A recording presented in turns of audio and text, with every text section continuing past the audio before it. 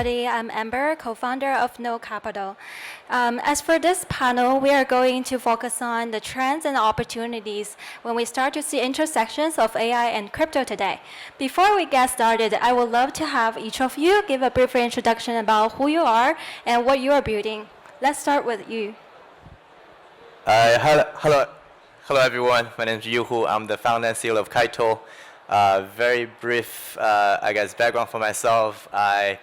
I didn't come from technology industry, as some of you guys may be. Well, actually, you're not as well.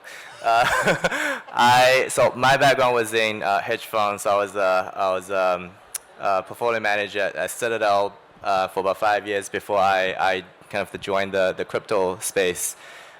That said, that relationship actually had a lot of impact on me because during my time at Citadel, I was actually doing a lot of the crypto research because I found it so interesting. But then to that end, I realized that information is all over the place. It was extremely difficult for me to do research, hence why I had the idea of building a search engine for crypto. Essentially, that's kind of an indexing layer for crypto to start. I obviously had the fortune to meet all my co-founders, and which all came from technology background, and that's how I got into the space and how we started Kaito. And very brief background for Kaito. Kaito is the search engine for crypto. We have 2 initiatives right now. The first one is the institutional platform that we built over the past 2 years, and that just came live around about 3 months ago. I share some of the stats in the talk just now, and we are kind of expanding into a lot of the new areas, including kind of a new product that we'll be launching next month, which essentially using AI analytics to help project teams do marketing and growth. And obviously, the second initiative is what I just described in terms of building a decentralized indexing layer. That's kind of the 2 parts of the business. Hi, I'm Sunil. I was just up here before this. I'm building Ritual. Ritual is what we call a sovereign execution layer for AI. What that concretely means is that we're building a new kind of blockchain architected from the ground up with AI in mind. So the idea is that on this blockchain, being able to access models wherever they are without them being censored and being able to do operations from these will be able to be done through smart contracts. So you'll be able to literally write applications on this chain with models in the loop from smart contracts without having to do any other infrastructure. And the main intention there is that we want to be sort of the definitive platform for building applications in crypto and AI and enable a lot of really novel behavior there. And have some awesome partners in that, like Ethan from iShell, which is great. Quick background on myself. I previously was on the founding team of a DeFi protocol called Alchemia. I also used to work on the investment team at Dragonfly and at Polychain, which are both crypto VCs, and used to do a little bit of data science engineering there, and did some ML in the logistics industry before that. Yeah, I'm Ethan, and a co-founder of MyShell. So our team is started working on the AI since like 2013. I think back then it's just the early time of like CNN. It's a convolutional neural network. So nowadays, just everything changed. And our research team is mainly from MIT, Princeton, and also Google DeepMind, doing researches in various domains for a long time. I think, and my personal experience is that after getting into the deep learning in like 2013, so I was thinking like, how it's going to be useful. So I spent a lot of years building the more consumer-facing apps in the traditional Web2 space on top of this kind of cutting-edge technologies. So I think this time we just want to make our experiences that's more tangible to help other creators to be able to raise a little bit of money for their ideas, and also help them to build their applications, and also help them to do the go-to-market. So I think that's the MyShell. We are the AI consumer layer that's gonna empower creators with all these kind of AI capabilities, and also the co-owning and the AI investment part for the crypto users. Hey everyone, my name is Clanthia. I'm a co-founder at Masa Network. At Masa, our idea is really trying to build a decentralized AI data network, empowering every single user to be able to own their data, share their data, and earn from their data when their data is being used to train AI model. My personal background is that I spent the past 10 years doing fintech. I was a founding team member of PayPal's venture capital arm, where I deployed $850 million into global fintech unicorns such as Mercado Libre, Flutterwave, Gojek, and many others, where I serve as board members. And after that, I managed to sell another fintech company to a firm, a publicly listed company in the US. Now, a lot of people may wonder why the transition from fintech to data. But in my mind, fintech has always been about data. When you think about someone's financial identity or financial transactions, at the core of it always sits data. That's the reason why when I was thinking about building something in the Web3 space, data just came to mind. Awesome. We will jump into the question. So there has been a lot of discussion around why AI needs crypto and why crypto needs AI recently. I'm wondering what opportunities do you guys see when are we exploring those intersections? Maybe I'll start. I think personally what I found the most interesting is using crypto incentivization as the coordination mechanism. I think what I found very interesting was recently Ilya's obviously been talking about this, the co-founder of Near Foundation has been talking about this near tasks idea, obviously. And quote unquote, he was saying that AI is obviously very great at interpreting and understanding information and data, but crypto incentivization is really great at coordination at mass scale. I think that's a huge opportunity. If you think about how do we come up, essentially come up with a database, and how do we clean the data, how do we label the data, how do we index the data, how do we index data in various different verticals, all that kind of stuff. That actually requires tremendous amount of domain knowledge and crowdsourced intelligence.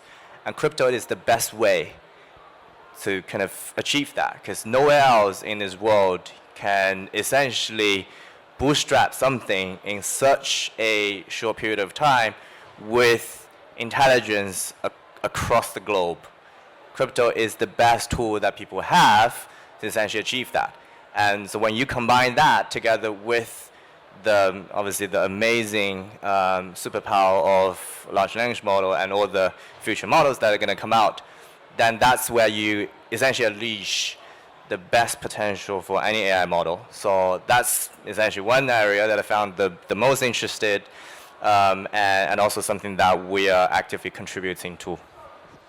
Cool, yeah. I think that's a great answer. I broadly classify applications at the intersection, sort of going off your phrasing, in two categories, which is sort of AI-enabled dApps and crypto-enabled AI, and like what's the difference between the two?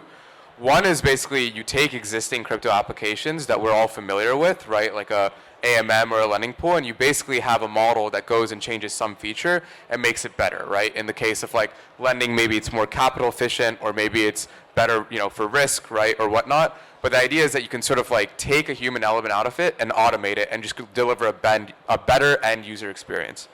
For crypto-enabled AI, it's similar to sort of what you was talking about, which is that you can take a lot of the existing primitives we have in crypto and change some part of what we call like the AI ML supply chain, right? So whether that's data coordination or training or serving the models or fine-tuning the models, the idea is that you can use an incentive layer to basically make this process better somehow. And I think I'm really excited about sort of applications of both and sort of what sort of mutual infrastructure is there to plug in and make that possible, right? I think one big thing in sort of like AI-enabled dApps is sort of the user experience for crypto right now is like, it's gotten a lot better compared to maybe even like a year or two ago. It's still pretty bad, right, for the average user. Even for the best-in-class like wallets from a consumer thing, it's not great. You shouldn't have to go and like click a bunch of buttons to like on-ramp your fiat to crypto and then go to Uniswap and like swap it for another asset and then bridge that to another network. Like that's all way, way too much for most people to sort of understand, right? And so that's also just a function of like the networks itself that we interact with being a higher level of complexity and higher dimensionality of data than like the average financial infrastructure that most retail users use, right? But why is this like actually great for AI? It's because all of this is sort of like in machine readable format, right? Like this is all very, very easily understood by a computer, by an LLM, et cetera. And so on that sort of end, right, having some sort of natural language interface for users to go and interact with blockchains, like just tell them in plain text, like whatever language, like I want to do this, and having that go and execute is like a great example of where an AI can become like a DApp and sort of be interjected in crypto and make the experience better. And on the other hand, an example of sort of crypto-enabled AI would be, there's this thing called like reinforcement learning with human feedback, right? It's how you take an existing large language model and get it to adapt to some set of preferences, right? Act a certain way. A lot of teams basically do this in-house, and that's how you get very interesting results around what models can and can't say or do, right? But there's probably ways to basically go and make this open and more democratized, right? You can imagine that you use all of the tooling that we use around DAOs and governance and token-based voting, but instead of sort of like voting on like proposals, you vote on what a model can and can't say, and then you can actually go and further train a model based on that, right? And that's an example of how to use like a crypto primitive, right, the DAO and decentralized governments in a trustless way to actually change the way a model is developed, right? And I think that's also equally exciting. So I would pay attention to both categories. I think a lot of focus has basically been on how do we inject AI into the existing chain, but there's also a lot of really interesting work being done on how do we change the ML stack on using crypto, and I think both are fascinating. I think there are going to be multiple perspective. I think probably the most important one going to be, I think crypto going to solve the outstanding issues of doing open source versus monetization. Because traditionally, if a company spends like $1 million to train a model, it's not possible for them to just make it open source. Yeah, it's not possible to make it open source because other competitors just gonna use your models, and so you just wasted $1 million. But I think with crypto, especially some of the more usage platform gonna actually enforce the contribution and to reward all the contributors of the applications, the models, and everything can be marked on chain. So in this way, even though the model is open source, but it's actually the original developer or the researchers that make it public. So everything is recorded on chain in transparent ways. So whenever the model is caught, no matter in which places, I think we can just incentivize the original builders of the model. I think this is gonna foster the open development of AI models. I think that's going to be probably the most important thing that I think crypto gonna push forward to. Another is really about the creator economy, because I think AI is so hot, starting from the beginning of last year. I think you guys all have a friend that have some ideas that they want to do a startup, building some cool AI applications, but it's kind of getting struggle to know how to raise money from VC. But nowadays, you actually don't need a team of like dozens of people. With the power of generative AI, probably a team of 1 or even 3 is enough to shape a product in 1 week or at most 1 month. So the capital that's needed to build an application just reduced dramatically. So crypto probably going to be a new and flexible and permissionless ways to raise the capital for small ideas. So it's going to foster a lot of innovations in the AI-powered application building processes. Great. I think, as Ethan said, there are so many different kind of perspectives when it comes to what crypto can do for AI, or vice versa, what AI can do for crypto. My personal view is actually closest aligned with yours, when it comes to incentive being a core part of it. If you think about what Web3 or what crypto is, right? It is using incentives to activate a global network of human beings. I know it sounds pretty funny when we talk about human beings in the context of AI, but it is true. If you think about the AI stack in a very grossly oversimplified way, we have compute, we have data, we have LLM, we have applications. It requires a huge amount of computing resources and a massive amount of data to really power the future of AI. Using cryptocurrency as an incentive, you're able to really galvanize a lot of resources, turning every single user into a node operator or a node worker, or turning every single user into a data supplier. That way, we're able to build more and better and more distributed future of AI. Yeah, that's great. Thank you for all your insights. So I'm gonna zoom out a little bit here and dig more into each one of your projects. Regarding a question that how to incorporate AI into the applications and build something really exciting for the Web3 community, that's always been kind of the headache, right? So how did you come up with the idea of building that decentralized indexing layer? And how does Kaido utilize AI to kind of deliver actionable insights to its users? Right, so maybe I'll tackle the second part. So in terms of how Kaito's search engine today uses AI, I think this is actually a good example of, it's a bit of an analogy in terms of what you say in like AI-powered dApp, right? So obviously, but Kaito's search engine is not a dApp, so there's a centralized application, but we tremendously leverages AI in pretty much every part of the product and process. So obviously search engine at its core is leveraging AI. All the search ranking, algorithm, all that kind of stuff is AI. But actually even beyond that, we have a lot of the aspects that are also tremendously leveraging AI. I can give you some of the examples. One thing is we've developed proprietary speech-to-text model specifically tuned for crypto. So we essentially index and transcribe every single podcast of every single episode of every single podcast or the Twitter space, anything that's things like this or the side events, anything that's kind of in the public domain, we essentially indexed and transcribed, and is all kind of tuned to understand all the crypto terminologies on the social graph. Last month we received a grant from the Ethereum Foundation to essentially open source all the Ethereum related multimodal content. So this is a good example of how we're using AI to essentially index and transcribe a data source or a range of data that were previously in non-indexed and basically exist in a different format. So now obviously everyone is able to search and discover content that is in audio and video format. So obviously there's a lot of other other ways that we're using AI can essentially transform a lot of the very, very unstructured data in crypto to be actionable insights. One of the stuff that we did was for every single token, we now have a token mindshare, right? So we can very clearly quantify in terms of, hey, what's your mindshare for that particular token? What's your mindshare for that particular narrative? We can track all the narratives that are happening in crypto on a real-time basis. We run sentiment analytics to help people understand the sentiment for your project, sentiment for each narrative. We ran some of the stuff that is almost my dream back in the day was the Citadel was to, essentially employ an army of people and then basically map all the catalysts for all the stocks that they cover. But nowadays we can essentially deploy the large language model, go through every single tweet, governance forum, or the basically Twitter space updates, etc., to structurally distill all the future catalysts and events, the important stuff for every single ticker. So this is incredibly powerful for the whole space to gain insights, understand what's going on. So many examples in terms of how we're using AI in every part of the kind of the product. But beyond that, obviously, decentralized indexing is a different product that we're building right now.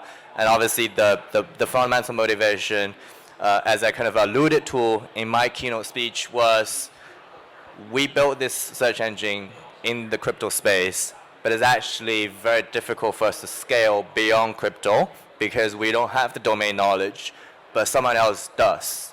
And how do we, so then the kind of natural question for us to think about is how do we then leverage crypto incentivization to help this coordination problem?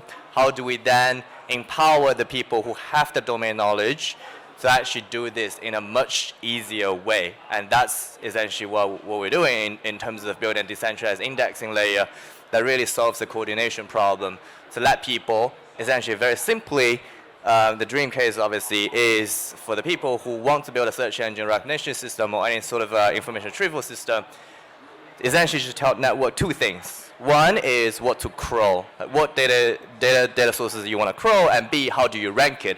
And then essentially the networks are going to do everything else for the kind of the domain expert. So that's kind of the natural adjacency and as well as some of the rationale of why we're building decentralized indexing. Great. It's awesome. It's really great to see how Kaido is revolutionized the information access in Web3. The next question is for Sunil. As you've mentioned in your talk, AI is eating the world today. Like we see complete explosion in models and applications across all ecosystem. But there's a lot of infrastructure problem in the AI today, even with Hugging Face, right? Did you observe any increasing in demand for people starting to use a decentralized AI infrastructure? And could you share more about the potential use cases or open directions you're looking into? Yeah, no, that's a good question.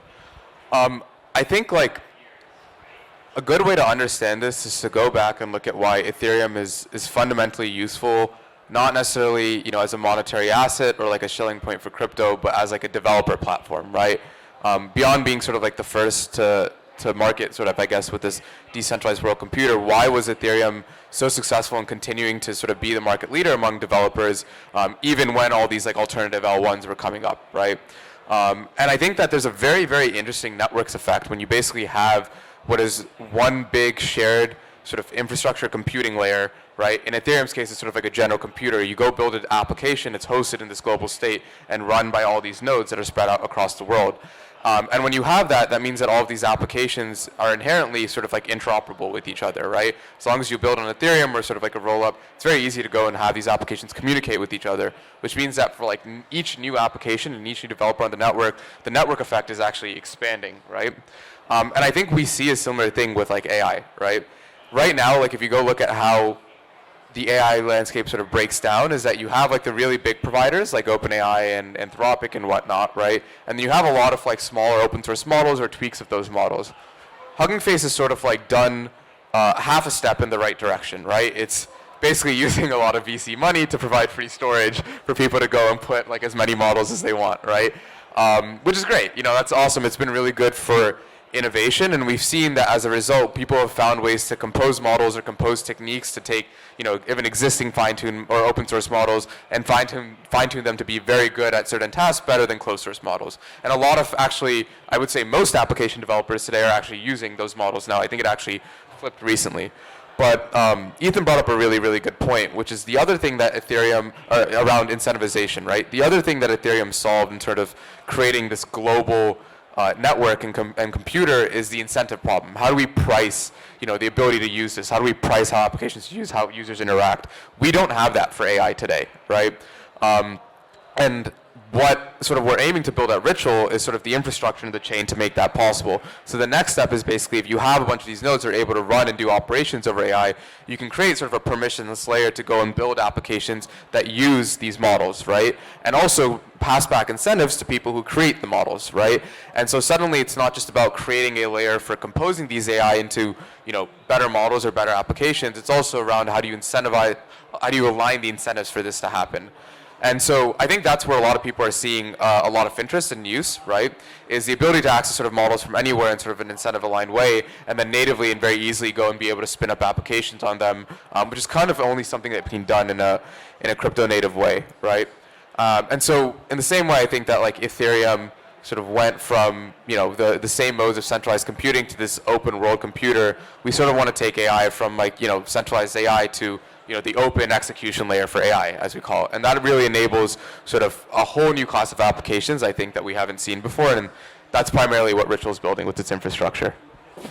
Yeah, awesome. It's great to see more innovative cases in the virtual ecosystem. And next question is for Ethan. So we know that Michelle is building the whole creator economy around AI tech, right? Have you observed any trends in how people interact with AI, especially on the Michelle platform? Yeah, I think it's kind of interesting because I think we are building MyShell is for the generic AI applications. There are going to be a lot of categories. The first is the most prominent one is the AI characters, like the AI characters from the game, from the anime, and also some kind of AI girlfriend stuff. I think we don't really promote this kind of AI characters, but it's actually this kind of entertaining content draws a lot of users' attention. User likes to talk with different characters with different background in different kind of relationship with the characters. But what we saw interesting is that the retention rates of our user is higher on the educational contents than the AI characters. That's something that probably kind of not so obvious, because I think the data we have is that we saw there are a lot of personalized learning experiences that's built by our community that's on MyShell. Because traditionally we can use like Duolingo, different kind of language learning apps, but it's more universal. Everyone has the same topics, same vocabulary, same like grammars to learn, and the same learning and testing environment. But for example, I want to move to Japan. So I'm learning Japanese, but my favorite topics is anime and also the Japanese food. So what if there's gonna be a Japanese learning app that's built either by myself or some people have similar-minded people that's only using the words that I gonna saw in the restaurant. So I'm gonna learn Japanese probably 10 times faster. How is this possible? Because traditionally people have to build software with coding. So it means needs a lot of engineers. It means needs a lot of money. So it's not possible for a team to target some kind of niche user audience. But so they're gonna only target very large market. But nowadays with AI, it's gonna be so quick to build a application. Just take the example of a specialized Japanese learning application. It's just built by one of our creators in 3 days, and it's got over 1,000 users using it to learn the Japanese in a more customized and more immersive environment. So I think that's something we really saw. Is just all different kind of applications. Also, even the personalized apps. For example, there are a lot of messages, Gmail, Telegram for me every day. So why not just build a AI agent that's gonna automate and do the splitting of the new messages on Gmail. So all the important ones are gonna be sent to my Telegram rather than just I'm all spam but different kind of messages. So I think this is possible with AI, and we are seeing a lot of these kind of new use cases for the personalized automations and also for the personalized learning experiences. This is something really what we love to see that's gonna show up in our platform. Yeah.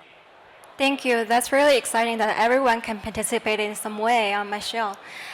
The next question is for Calencia. I think the next wave of AI revolution would be like a key you are building would be very core to it, because Masa Network is working on massive data that can be verifiable and also unconsented user data. And I want to know, how will you revolutionize the old data paradigm, and how do you affect the way that users can manage their data? Thank you. Well, the short answer is really hard to revolutionize the data paradigm because, okay, taking a step back, the reason why we're having this entire afternoon being spent talking about AI at a Web3 conference is because AI is hot right now. There's a lot of resources, especially VC funding, going into the AI space. There are so many AI developers trying to create new interesting things in the AI space. However, as the model is getting increasingly sophisticated and commoditized, a lot of AI developers are trying to find their competitive edge in the AI space, right? In our view at Masa, we think having proprietary data is one of the ways that AI developers can really stand out. And then going back to your question, how is our data managed right now? It is really managed by big tech companies. Google has our data, Facebook has our data, ByteDance has our data, Tencent has our data. We're trying to use crypto tokenomics as a way to really build a decentralized AI data network, whereby users for the first time will be able to own their data, and when their data is being used to train AI model, they can get paid. Now is really the difficult part. How do we become a proprietary data network that can rival the size of Google, right? Google wasn't really built in a day, and Masa is not going to take over Google in a year. Hopefully I want to in the future. But truth is, we want to be at the data touch point of the digital life that we currently live. We don't want to necessarily change user behavior. For example, maybe right now we are just browsing the internet with Chrome browser extension. Masa wants to be that Chrome browser extension for you, so we can see your browsing history. Or maybe when you're a Web3 native user, you're just doing a quest where you're participating in a trading competition. Masa wants to be there for you. When you permission your wallet data to a trading competition, we want to be there to capture your wallet data. Or maybe if you're just bridging assets into ZK Sync or visiting Polygon's website, we're also there because we have our SDK integrated in an extensive Web3 L1, L2 ecosystem. So in short, we're not asking users to necessarily change their digital lives or change their behavior per se. We're just there at every single touch point when you live your current life, browsing the internet, participating in Web3 communities. We are in the background safely and securely collecting your data, put it back into your control through a zero-knowledge Soban token. And when we go live with our mainnet in a couple weeks, actually, you'll be able to come to the Masa app, you'll be able to see what kind of data and how many data points you have already permissioned into the Masa network. So far, we have around 1.4 million users who permission over 38 million proprietary data points into our network. You'll be able to see what kind of data points you have, and then you'll be able to sell them. You'll be able to supply your data to different AI developers, and in the process, getting paid. So that's our vision when it comes to how to disrupt the traditional data paradigm. It's not easy, but leveraging the power of Web3, we want to leverage the global workforce to change that. Yeah, thank you. At least we are in the right direction. So the next question is to all of you guys. You might know that a few months ago, there's a memo leaked from Google, basically from their internal staff, saying that there's no way to outcompete with open source AI. So the question I want to ask here is that, what do you think about how those decentralized networks can add value to the traditional AI industry and this whole open AI movement? And what may be the challenges there? Well, I think what we've been talking about today on kind of a crowdsourced intelligence, a big part of that.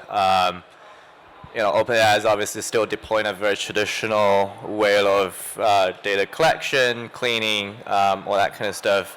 And then what Grass is doing is providing a new way, just as an example of this decentralized crawling infrastructure that allows them to, or kind of human being in general, to tap into any sort of a vertical information sources. That's obviously interesting. But at the same time, I do think that crowdsourcing intelligence is a very, very interesting idea in a way that everyone can be working together in the process, essentially contributing to the data collection, data cleaning, and intelligence collection process, which is something that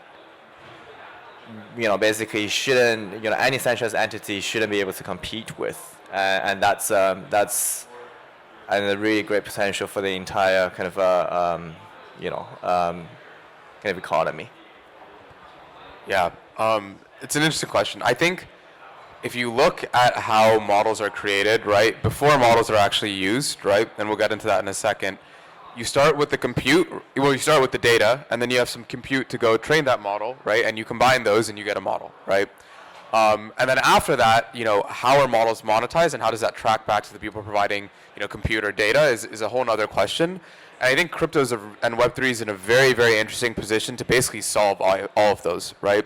So if you start with compute, we already have a number of GPU pins that basically say, hey, if I can go, talk to data centers, talk to independent compute providers around the world, right, enact certain economic schemes around making sure that they give us uptime and whatnot, and then build the entire payments and incentive rails on sort of crypto networks, I can have a permissionless way for anyone to go spin up clusters. And suddenly that's a huge unlock, because if you're not basically a massive GPU cloud or center like AWS or GCP, this is a very, very easy distribution channel for you to go use your latent compute and get rewarded and monetize it, right? And make it available for people to use. And so suddenly you can use Web3 to do incentives to crowdsource compute. So that part is done, right? On the data angle, it's a very similar thing, right? Between something like Masa and Grass, right? You can basically go and take incentives, right? And convince people to either, give their own pieces of data or do something like what Grass is doing, which is proxy routing, give their bandwidth to your data scrapers, and basically use network effects to collect data at a higher velocity, right? Whether it's people's data directly or using other resources they have to go and collect data. And you can do that in the only way to do that actually on a mass scale in an incentive aligned manner is through Web3 and crypto and through Rails, right? So that's two. But now we have the models. We have all these open source models developed, and as it turns out, we actually have a pretty good rate of open source model development done even without these primitives, right? Somehow things like Mistral or Noose or whatnot have managed to go and develop state-of-the-class open source models with just compute and data that they find on their own. So what's next? I think what the really interesting frontier, and this kind of gets into maybe what Ethan was talking about, is that there's actually no good de facto way to monetize open source model software. In fact, there's very few good ways to monetize open source software in period, right? But we still do have a massive industry based on sort of commercial open source software. But if you're just licensing like code, right, it's very different from a model. And I think what actually needs to get done is a few things. One is that there needs to be sort of embedded payment rails for models. So independent of an application, anyone should be able to go and host a model and get paid as users go and access that model for inference, right? And like, in the same way that you would use Ethereum to basically go and have anyone go and host this world computer and get paid for, processing transactions, you can do that with models too, right? So that's one. And I think two is like a good way to actually, define where a model originated from and be able to prove that. And that's a whole field of machine learning called watermarking, right? But it basically is a lot of techniques on how do I make sure that if you originated a model, I know it was actually you. So if I go and download this model and I'm getting paid and you want like a cut of that, you should actually have an ability to go prove that he deserves some cut of that. As it turns out, those schemes, or rather a Web3 substrate like a blockchain is the best way to go and post proofs around those schemes and enact economic games around those schemes, because ultimately if you're trusting a third party to arbitrate this, the third party can be bribed. But if you put this on a blockchain, there's actually no way to bridge that trust assumption. So once you basically, and then the last part of that is I think programmatic payments. Once you have programmatic payments, you can build sort of conditional payment flows. So what happens when you put all of that together? You have networks that are meant to go and aggregate GPU supply and train models. You have networks that are meant to go and get proprietary data used to train models. And then you have networks like Ritual where models will actually be hosted and people will be paid to access models. And then because the entire workflow is on chain and we can use certain cryptographic schemes, the people that contributed data and compute to the training of these models also get rewarded. Once you have that flywheel where everyone from the model creator to the end data providers are getting rewarded, you basically have a much, much better flywheel for incentivizing open source AI. And that's something that can only really be done with Web3. Yeah, I think the major difference between closed source and open source is that if the company is doing the closed source, basically different project companies competing with each other. There's no real collaborations in between, and that leads to a lot of resource wastage because there are a lot of repetitive, redundant work that has been done internally in each of the projects or the companies. And open source means people are collaborating because there may be a company do the pre-trainings and the model and the training script is released. Another company going to use the base model to do the fine-tuning based on the customized data in their respective domains. So people are using and reusing different the models, the values. So they are collaborating with each other.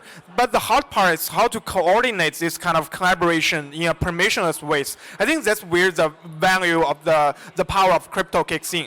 Because with the on-chain data record, we can know different people's contribution and the model derivations. So different people contributing in each kind of layers, in each kind of way, is going to be recorded on-chain. So another part is that the crypto can have the incentive alignment. So it's once the objective or the task is set up, maybe some project can issue the tokens to people that's contributing and achieving to the same end goals. So people can be coordinated together to foster more collaborative ways than the competitive ways in the closed source. So I think that's going to be the real value of open sourcing and the crypto in these scenarios. I feel like a lot of what I wanted to say was already said by three people. It's always difficult being the last to go. It's like breadcrumbs at the end of it. I was trying to pick up. Okay, I'll try to offer some slightly different angles when it comes to why decentralization matters in AI. Probably fairness and equality. And what do I mean by that? Raise your hands if you still remember the disaster that Google created a couple months ago, probably, when it comes to asking to generate an image about America's founding father. Yeah, see a few hands there. Yep. So that's because it is centralized, in short, right? There are so many different reasons why it became the disaster it was. in a decentralized AI world, we're trying to feed different kind of diverse, high-quality data into the model and trying to have more decentralized model being built. So in the future, such disaster would not reoccur. The second thing is really equality. We're trying to resolve the inequality that we might be inheriting from the Web 2 world. As we all know, in the Web 2 world, resources are really concentrated to very few people, right? Few companies, few whatnot. In the centralized AI world, we're already seeing a lot of funding flowing into the top 2, or the top 5 companies. What about the rest of us? We're trying to create a more decentralized AI future whereby every single participant, developer, and node operators will be able to benefit from the future of AI economy. So after hearing all of the takes, I'll probably say fairness and equality. That's great. Thank you for all your insights. As we are run out of time, thank you for joining me today, and I had really good time. I think the audience had a good time too. I will see you guys later. Thanks. Thank you. Thank you. Thanks very much.